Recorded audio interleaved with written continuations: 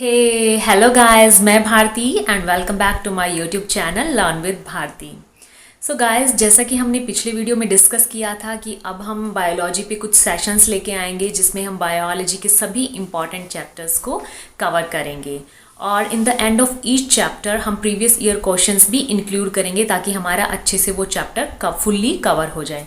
तो guys, biology के लिए आपको कहीं और जाने की ज़रूरत नहीं है, आप बस इन सेशंस को अच्छे से मन लगा के देखते रहें, रिवाइज करते रहें। आई एम श्योर कि आपकी फुल बायोलॉजी यहीं से कवर हो जाएगी। तो चलिए without any further delay session start करते हैं। तो गाइस देखिए, आज हम जो स्टार्ट कर रहे हैं chapter number 1 is circulatory system. मैं आपको बता दूं कि पूरी बायोलॉजी का सबसे इम्पॉर्टेंट चैप्टर गाइस यही है।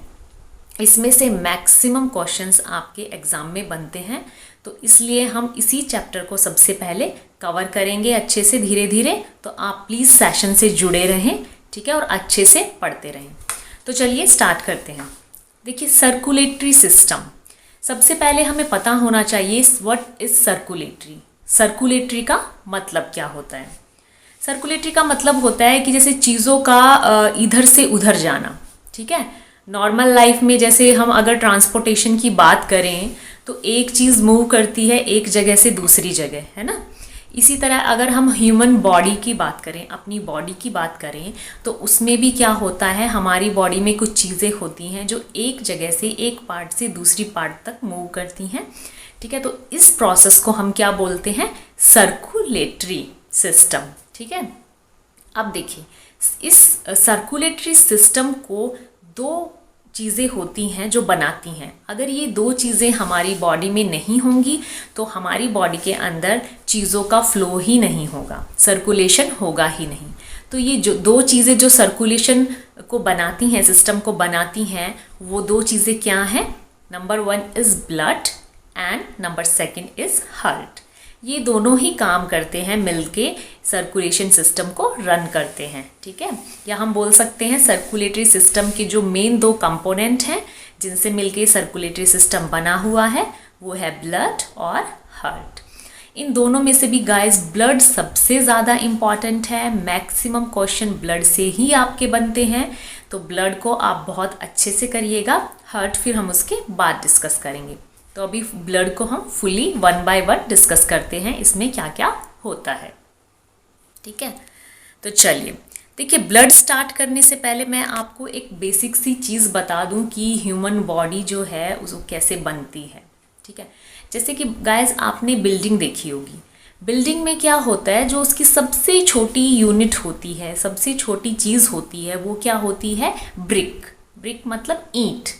बहुत सारी जब हम ईंटें लगाते हैं तब जाके एक बहुत बड़ी हमारी बिल्डिंग खड़ी होती है। वहीं अगर मैं ह्यूमन बॉडी की बात करूं, हमारे शरीर की बात करूं, तो ये इतना बड़ा शरीर कैसे बना हुआ है? हमारी बिल्डिंग ब्लॉक क्या है? सबसे छोटी यूनिट मैं पूछूं हमारे शरीर की तो वो क्या है? तो वो होती है गाइस सेल, ठीक है। सेल एक ऐसी छोटी यूनिट होती है हमारे ह्यूमन बॉडी की जिससे मिलके हमारा ये इतना बड़ा शरीर बन जाता है। जैसे कि अगर अपना छोटा सा नेल भी लेंगे, ठीक है, और उसमें आप देखेंगे माइक्रोस्कोप एंड ऑल से, तो इतनी ज़्यादा सेल्स आपको दिखेंगी छोटी छोटी छोटी छोटी, जिससे मिलके ये छोटा सा हमारा नेल बनता है। इसी तरह ऐसे सेल्स से मिल के हमारी ये पूरी बॉडी बन जाती है। तो हम क्या बोल सकते हैं कि what is cell? Cell is the basic unit of human body. Human body जिससे बनती है वो सबसे छोटी इकाई हमारी क्या कहलाती है? सेल कहलाती है, या हिंदी में हम इसको कोशिका बोलते हैं, ठीक है। अब देखिए गाइस, ये जो सेल्स हैं ये एक तरह की नहीं होती हैं। ऐसा नहीं है कि पूरी बॉडी में बस एक ही टाइप की सेल से हमारी पूरी बॉडी बनी हुई है। हर टाइप्स होते हैं सेल्स के हमारे, depending upon the formation of our body. कि जैसे मसल्स हैं, ठीक है, तो मसल्स हमारी अलग टाइप की सेल्स से बनी होंगी, उसको हम मसल सेल्स बोल देते हैं। इसी तरह हमारा जो ब्लड है, अंदर जो खून बह रहा है, उसके अंदर जो सेल्स होती हैं वो अलग टाइप की होती हैं, तो उनको हम ब्लड सेल्स बोल देते हैं। इसी तरह जो हमारा नर्वस सिस्टम है, जो दिमाग होता है, वो जैसे जिससे बना है, तो उनको हम बोल देते हैं नर्व सेल, ठीक है ना। तो ऐसे स्पेसिफिक पार्ट के लिए हमारी स्पेसिफिक सेल्स हैं, ठीक है ना। एक ही टाइप की सेल से पूरी बॉडी नहीं बनी है, different different type of cell से मिल के डिफरेंट डिफरेंट पार्ट्स बने हुए हैं। ठीक है, तो ये बात भी समझ में आ गई कि सेल हमारी अलग अलग तरीके की होती हैं। जैसे कि आप पिक्चर में देख पा रहे हैं, टाइप ऑफ सेल्स में आपको नर्व सेल दिख रही होगी, ब्लड सेल्स दिख रही होंगी, मसल सेल दिख रही होंगी ना, कार्डिक सेल्स होती हैं आपकी हार्ट, जिससे हार्ट बना होता है। ठीक है ना, कार्डिक सेल हो गई आपकी, लीवर सेल्स हो गई। तो हर एक ऑर्गन जो है डिफरेंट टाइप ऑफ सेल से बना होता है।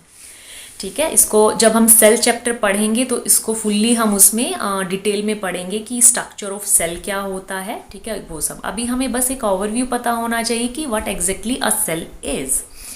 ठीक है, अब नेक्स्ट आइए, देखिए सेल को अगर हम माइक्रोस्कोप के अंदर देखेंगे तो वो कुछ इस तरह की दिखती है। ठीक है ना, इसको हम डिटेल में बाद में पढ़ेंगे, सेल का एक डिफरेंट अपना पूरा ही चैप्टर है उसमें। ठीक है, बट मैंने यहाँ पे बस एक फ़ोटो डाल दी है, इस टाइप की कुछ होती है। ठीक है, अब नेक्स्ट देखिए गाइज, सेल छोटी छोटी होती हैं। ठीक है ना, अब एक सेल तो काम नहीं करेगी ना, अकेले पूरा काम नहीं कर पाएगी। तो क्या होता है ना, ग्रुप ऑफ सेल्स, जब बहुत सारी सेल्स मिल जाती हैं तो वो कहलाता है टिश्यू। वो एक टिश्यू बनाती हैं, तब वो एक स्पेसिफिक फंक्शन को परफॉर्म करते हैं। ठीक है, एग्जाम्पल जैसे आप देखो, एक बच्चे को अगर हम कोई प्रोजेक्ट दें पॉल्यूशन के ऊपर, तो वो इतना इफ़ेक्टिवली उस प्रोजेक्ट को नहीं बना पाएगा। वहीं अगर हम एक ग्रुप ऑफ स्टूडेंट्स को वो प्रोजेक्ट दे दें, ठीक है, तो वो क्या करेंगे, इफ़ेक्टिवली उस पर काम कर पाएंगे, जल्दी उसको बना पाएंगे। और वही अगर मैं टेक्नोलॉजी पे कोई काम दूं, तो उसके लिए मुझे एक डिफरेंट ग्रुप ऑफ स्टूडेंट्स चाहिए होगा जिसको टेक्नोलॉजी की नॉलेज हो, तो वो उसको इफ़ेक्टिवली बना पाएगा। इसी तरह गाइस, जो जितनी भी सेल्स हमारी बॉडी में होती हैं, तो जो सेल्स एक स्पेसिफिक फंक्शन को परफॉर्म कर सकती हैं, वो अपना एक ग्रुप बना लेती हैं अलग से। ठीक है, तो काफ़ी सारे फंक्शंस हमारी बॉडी में परफॉर्म होते हैं, तो जो सेल जिस फंक्शन को परफॉर्म कर सकती हैं, कॉमन जो होती हैं, वो अपना अपना ग्रुप्स बना लेती हैं। ठीक है ना, मिलके काफ़ी सेल्स, तो उस ग्रुप को बोलते हैं हम टिश्यू। ठीक है ना, जो वो ग्रुप्स उन्होंने बनाए तो वो टिश्यू हो जाते हैं, टिश्यूज़ बन जाते हैं। That is group of cells is known as tissue to perform a specific task. ठीक है, अब क्या होता है, ये टिश्यूज़ जब अलग अलग टिश्यूज़ मिल जाते हैं, ठीक है, क्योंकि जैसे मान लीजिए हमारा लीवर है, तो लीवर एक फंक्शन तो परफॉर्म नहीं करता ना, उसके डिफरेंट फंक्शंस होते हैं 3-4। तो टिश्यू में क्या होता है, कलेक्शन ऑफ सेल होती है जो एक पर्टिकुलर फंक्शन परफॉर्म करती है। तो एक टिश्यू ये आया, इसी तरह एक टिश्यू और आया जिसके अंदर काफ़ी सारी सेल्स हैं जो एक दूसरा फंक्शन परफॉर्म करती हैं। अब जो लीवर में जो फंक्शन लीवर करेगा परफॉर्म, तो उसके अकॉर्डिंग उतने टिश्यूज़ आके मिल जाएंगे। ठीक है ना, तो that is group of tissues जब मिल जाएंगे तो हमारा एक ऑर्गन बन जाएगा। ठीक है ना, इसी तरह जब ऑर्गन्स हमारे मिल जाएंगे, जैसे कि हार्ट एक ऑर्गन है हमारा, लीवर एक ऑर्गन है हमारा, किडनी एक ऑर्गन है हमारा जो स्पेसिफिक काम करते हैं, तो जब ये सब ऑर्गन्स मिल जाएंगे, इंक्लूड हो जाएंगे, तो हमारा बनता है ऑर्गन सिस्टम। और जब ये सारे ऑर्गन सिस्टम एक सिस्टमैटिक मैनर में अरेंज हो जाते हैं, तो हमारा फुल्ली बनता है एक organism, that is the human being. तो आपको साइकिल समझ में आ गई कैसे ह्यूमन बीइंग की बॉडी बनी होती है। सबसे छोटी यूनिट होती है सेल। ठीक है, जब बहुत सारी सेल्स मिल जाती हैं एक स्पेसिफिक काम को परफॉर्म करने के लिए, तो वो ग्रुप ऑफ सेल्स हमारा कहलाता है टिश्यू। सेल से फिर टिश्यू बना, फिर जब हमारे ग्रुप ऑफ टिश्यूज़ मिल जाते हैं ताकि एक से ज़्यादा काम परफॉर्म कर सकें, तो वो एक ऑर्गन का रूप ले लेते हैं। ठीक है, और जब हमारे सभी ऑर्गन्स इंक्लूड हो जाते हैं तो वो ऑर्गन सिस्टम कहलाता है, और ऑर्गन सिस्टम से ही हमारा ऑर्गेनिज्म बनता है। तो ये एक बेसिक साइकिल है, ये आपको पता होनी चाहिए। ठीक है, नाउ अब स्टार्ट करते हैं ब्लड को। एक बेसिक नॉलेज हमने ले ली कि कैसे हमारी बॉडी बनी हुई है।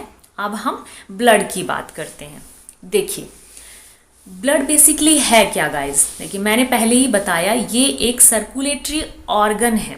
सबसे पहले आपको बात पता होनी चाहिए कि ब्लड हमारा सर्कुलेटरी ऑर्गन भी होता है, सर्कुलेशन का काम यही करता है। सेकंड, आपका ब्लड एक कनेक्टिव टिश्यू भी है। जैसे अभी मैंने बताया, tissue group of cells to perform a specific function is known as tissue. तो ब्लड भी क्या है, इसके अंदर भी सेल्स होती हैं और इसका भी अपना एक स्पेसिफिक काम होता है और ये बेसिकली हमारी पूरी बॉडी को कनेक्ट करके रखता है, क्योंकि ये पूरी बॉडी में फ़्लो होता है, जहाँ जहाँ रिक्वायरमेंट होती है ये चीज़ों को वहाँ पहुँचाता है। तो इस तरह ये एक कनेक्शन फॉर्म करके रखता है, इसीलिए ब्लड को हम कनेक्टिव टिश्यू बोलते हैं। ये पेपर में कई बार आ जाता है कि ब्लड क्या है, तो we should know that blood is a connective tissue. ठीक है, कनेक्शन प्रोवाइड करता है होल बॉडी को। ठीक है, अब देखिए स्टडी ऑफ ब्लड, ब्लड की स्टडी को क्या कहा जाता है, उसको हम लोग बोलते हैं हिमैटोलॉजी। ठीक है ना, ये पता होना चाहिए। ब्लड को जब हम स्टडी करते हैं, पढ़ते हैं, तो उस स्पेसिफिक उसको एक टर्म दे दी गई है। ये आपको देखिए कुछ बायोलॉजी की कुछ टर्म्स जो हैं वो आपको लर्न तो करनी ही पड़ेंगी। ठीक है ना, बिकॉज हम टर्म्स को चेंज नहीं कर सकते ना, जो उसका नाम रख दिया वो रख दिया, we have to learn it, but हम उसके कंसेप्ट को समझ सकते हैं। तो इसी तरह हिमैटोलॉजी क्या हो जाएगा, that is study of blood. अब नेक्स्ट देखिए ब्लड का फंक्शन क्या होता है हमारी बॉडी में। देखिए गाइस, देखिए ब्लड बेसिकली क्या करता है ना, जैसे हम सांस लेते हैं, ठीक है, तो हमारे अंदर जो एयर जाती है तो उसमें से ऑक्सीजन को ये क्या करता है, लेके हमारी पूरी बॉडी तक पहुंचाता है, सेल्स तक पहुंचाता है। सेल्स फिर उस ऑक्सीजन को यूज़ करती हैं एनर्जी प्रोड्यूस करने के लिए और रिटर्न में उसको देती हैं कार्बन डाइऑक्साइड।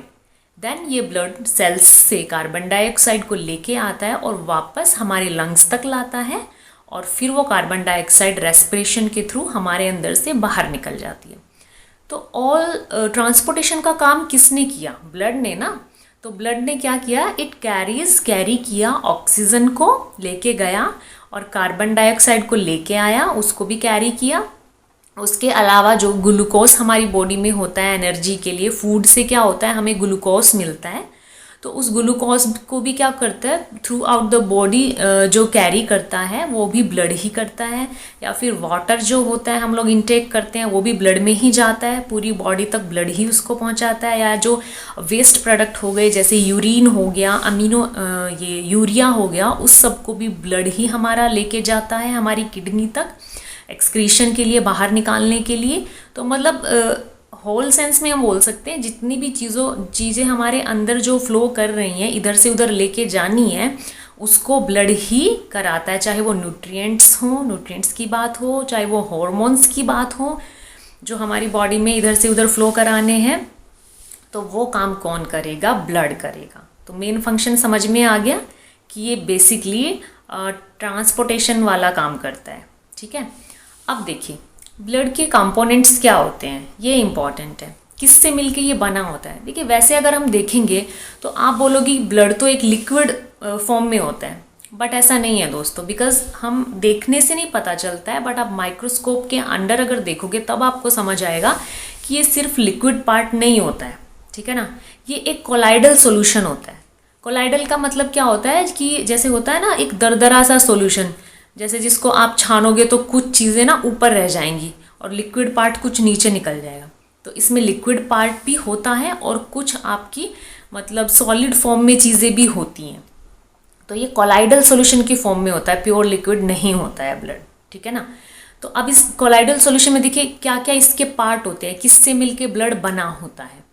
तो देखिए इसमें क्या होता है ना, जो लिक्विड पार्ट होता है ब्लड का उसको बोला जाता है प्लाज्मा।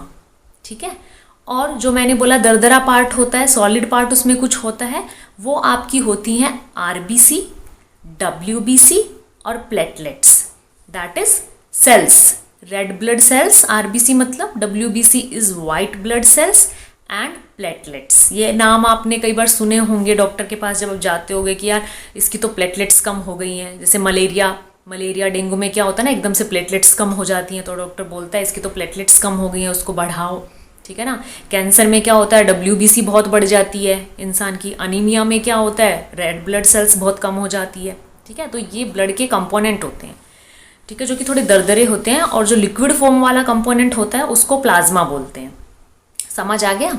ठीक है, अब देखिए पीएच वैल्यू, ये बहुत इंपॉर्टेंट है, पेपर में आता है कई बार कि जो ब्लड है उसकी पीएच वैल्यू कितनी है ह्यूमन ब्लड की।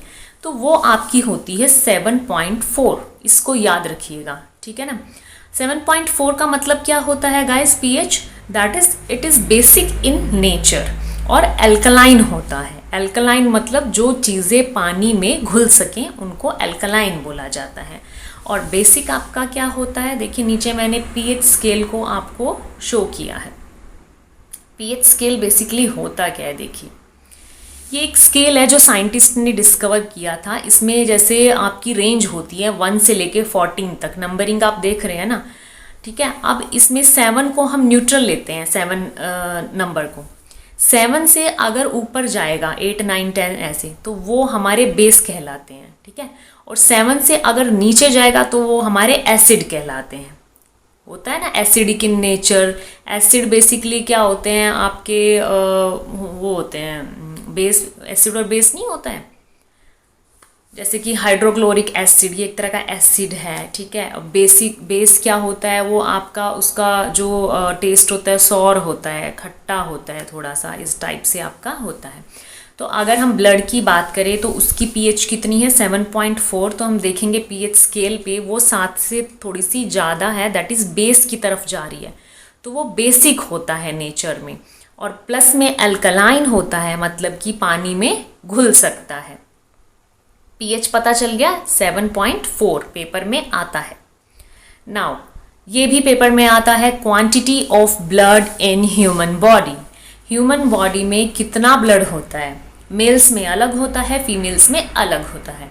देखिए मेल्स में कितना होता है? 6 से 7 लीटर ब्लड होता है हमारे अंदर, मेल्स के अंदर। और फीमेल्स में जनरली क्या होता है? मेल्स से थोड़ा सा कम होता है। इसलिए बोलते हैं ना फीमेल्स थोड़ी सी वीक कंसिडर की जाती है मेल से ना, फिजिकली अगर देखा जाए तो उनमें कितना होता है? 5 से 6 लीटर होता है।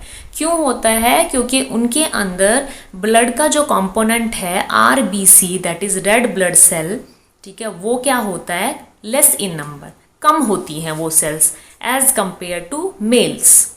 तो ये लीटर्स आप ज़रूर याद रखिए। मेल्स में कितना है? 6 to 7 लीटर, फीमेल में कितना है? 5 to 6 लीटर, ठीक है। नाउ द नेक्स्ट इज, अब ब्लड को मेज़र कर किस इंस्ट्रूमेंट से किया जाता है? ये भी आता है पेपर में। तो ब्लड को मेज़र किया जाता है इंस्ट्रूमेंट से जिसका नाम है हीमोसाइटोमीटर, ठीक है। ये याद रखना पड़ेगा आपका, हीमोसाइटोमीटर, ठीक है। ये भी क्वेश्चन आ जाता है आपका कि why blood is red in colour. आपने देखा होगा कई बार वेन से जब ब्लड हमारा हाथ कट जाता है या कुछ कट जाता है तो ब्लड जो निकलता है वो लाल रंग का होता है। तो लाल रंग का क्यों होता है? ये क्वेश्चन भी आता है। तो इसका आंसर होगा क्योंकि उसके अंदर एक पिगमेंट होता है जिसका नाम है हीमोग्लोबिन। ये तो आपने सुना ही होगा, भाई तुम्हारा हीमोग्लोबिन कितना है? डॉक्टर भी पूछ लेता है या कोई भी पूछ लेता है ना। जनरली 14 रहना चाहिए, 14 ग्राम, ठीक है। तो वो हीमोग्लोबिन ही मेन पिगमेंट होता है जिसकी वजह से हमारे ब्लड का कलर जो है रेड होता है, ठीक है ना। पेपर में आ जाता है ये कई बार। अब क्यों होता है उसका रेड कलर? देखिए हीमोग्लोबिन जो बना है वो हेम का मतलब होता है कि आयरन कंपाउंड है, ये आयरन से बना होता है हीमोग्लोबिन, और आयरन आपका रेड होता है कलर में, जिसकी वजह से हीमोग्लोबिन भी रेड होता है कलर में। और वो ब्लड के अंदर होता है इसलिए ब्लड भी रेड हो जाता है आपका कलर में, ठीक है। और ग्लोबिन, हीमोग्लोबिन, ग्लोबिन क्या होता है? एक प्रोटीन होता है हमारा, ठीक है। तो आयरन प्लस प्रोटीन से मिलके बन गया हीमोग्लोबिन, ठीक है ना, जो कि रेड होता है कलर में, और वो ही रिस्पॉन्सिबल होता है रेड कलर ऑफ ब्लड के लिए। देखिए एक क्वेश्चन और पूछ लेते हैं कई बार कि कॉकरोच का ब्लड कलर कैसा होता है ना, बता सकते हैं कैसा होता है? दिख गया होगा आई थिंक नीचे स्लाइड में। जी हाँ, कॉकरोच का कलर आपका होता है वाइट, सफ़ेद होता है। कभी कॉकरोच मारा है आप लोगों ने? नहीं मारा तो मैं नहीं बोलूँगी कि मारेगा, हत्या नहीं करनी चाहिए किसी जीव की। तो कॉकरोच का कलर बाय द वे मैं बता दूं आपको, वाइट होता है। वाइट क्यों होता है? क्योंकि उसके ब्लड में कोई हीमोग्लोबिन नहीं होता है। उसके ब्लड में जो होता है वो होता है हीमोलिम्फ, ठीक है ना। और हीमोलिम्फ जो होता है वो वाइट होता है कलर में, जिसके कारण उसका ब्लड कलर भी क्या होता है? वाइट हो जाता है। चलिए, कई बार ये भी पूछ लिया जाता है कि ऑक्टोपस का ब्लड क्या कलर का होता है? तो उसका ना वाइट होता है ना रेड होता है, उसका ब्लू होता है, ठीक है ना। और वो किस वजह से होता है? वो भी आप देखिए, क्योंकि उसके अंदर जो होता है वो हीमोसाइनिन होता है, ठीक है ना। साइनिन का मतलब ही ब्लू होता है, ठीक है। तो हीमोसाइनिन जो है ब्लू होता है कलर में, दैट्स वाई ऑक्टोपस का जो ब्लड कलर है वो भी ब्लू हो जाता है। तो ये याद रहेंगे, ह्यूमन के कलर कैसा होता है, कॉकरोच के ब्लड का कलर कैसा होता है, ऑक्टोपस के का ब्लड कैसा होता है और किस वजह से होता है, इसको याद रखिएगा। नाउ अब बात करते हैं जो मेन चीज़ है ब्लड के कंपोनेंट्स की। ब्लड किससे मिलके बना होता है, ठीक है ना। जो लिक्विड हमें दिखता है ना ब्लड, दरअसल वो लिक्विड होता नहीं है फुल्ली। तो किस किस से मिलके वो बना है वो हम देखते हैं। देखिए बेसिकली ना ब्लड में 4 कंपोनेंट होते हैं, 4 कंपोनेंट से मिलके बना होता है, या हम बोल सकते हैं ब्लड में लिक्विड पार्ट होता है और एक सॉलिड पार्ट होता है, ठीक है। लिक्विड पार्ट जो होता है 55% जो हमारा ब्लड है वो लिक्विड फॉर्म में होता है, और उसके अंदर जो सॉलिड पार्ट होता है वो बचा हुआ 45% सॉलिड की फॉर्म में होता है, ठीक है। अब देखते हैं सॉलिड पार्ट जो 45% बना रहा है ब्लड का, उसमें क्या चीज़ें होती हैं। देखिए उसमें सेल्स होती हैं, जो मैंने आपको स्टार्टिंग में बताया। सेल्स कौन कौन सी सेल्स होती हैं। Number 1 is RBC, that is red blood cell होती है। Number 2 is WBC, that is white blood cell होती हैं। And number 3 is platelets. ये सब सॉलिड पार्ट्स हैं ब्लड के। And second liquid part, liquid part क्या होता है, वो प्लाज्मा कहलाता है, उसको प्लाज्मा बोलते हैं। ये जब सारी चीज़ें मिल जाती हैं तो हमारा फुल्ली होल उसको बोलते हैं ब्लड, ठीक है। समझ में आ गया कंपोनेंट्स ब्लड किससे मिलके बना है। तो गाइस इस वीडियो में इतना ही। इसमें हमने पढ़ा है ब्लड के बारे में और उसकी कुछ प्रॉपर्टीज़ के बारे में, फंक्शन के बारे में और उसके कंपोनेंट्स के बारे में। अब नेक्स्ट वीडियो में, नेक्स्ट पार्ट में हम ब्लड के पढ़ेंगे, जो कंपोनेंट्स हैं उनको 1 बाय 1 हम लोग डिटेल में डिस्कस करेंगे, और जहाँ से क्वेश्चन बनते हैं साथ के साथ वो चीज़ भी हम लोग साथ में बताते रहेंगे, करते रहेंगे। होप सो आप लोगों को ये वीडियो अच्छा लगा होगा और हेल्पफुल लगा होगा। If yes so please video को लाइक ज़रूर कीजिए, कमेंट कीजिए, बताइए कि कोई इम्प्रूवमेंट चाहिए या कैसा लग रहा है आप लोगों को, और सेशन से जुड़े रहें। And I am assuring you कि आपको बायोलॉजी बहुत अच्छे से कवर हो जाएगी और आप लोग अच्छे मार्क्स भी लेके आएंगे। तो चलिए इस वीडियो में इतना, मिलते हैं नेक्स्ट पार्ट में। तब तक के लिए tata bye bye, take care.